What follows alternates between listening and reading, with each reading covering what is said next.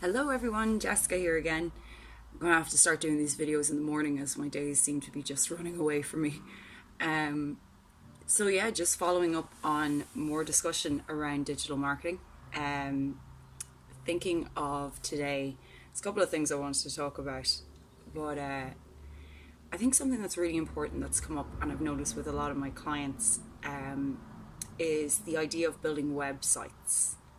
And this seems like a very daunting task because there are some brilliant companies out there who can perform this task for you. And yeah, they're excellent and all the rest of it. But a lot of companies would build websites that don't necessarily need as much bells and whistles as, say, a website with a secure CRM system where you can log in to a kind of a secure area, and that does take a lot of coding and a lot of security and maybe wouldn't be as easy for a lot of people to do.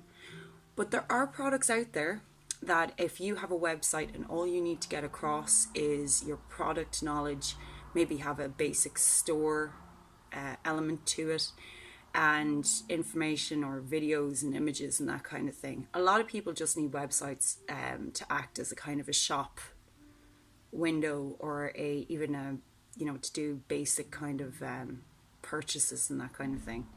And a lot of these websites can be built quite simply through products like Wix or Squarespace or anything like that.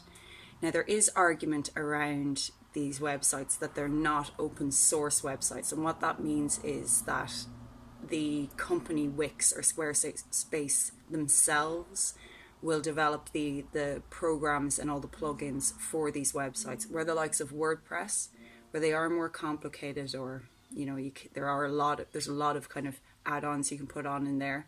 They are open source, so that means different coders and different people can develop plugins for these websites, so it's a lot more up to date, which Google really likes. So it really does lend itself to your optimization within these sites.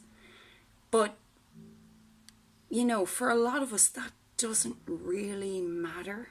And I know that's kind of I'll probably get called out in this, but it doesn't really matter. For the majority of people who have a product or a service, a website effectively is like a window for them where they can show what they do, and they can have videos and demos and basic pages on there, as well as the shop function. I know Wix and Squarespace support that by linking up to payment apps such as PayPal or Stripe, and they're like secure sites as well.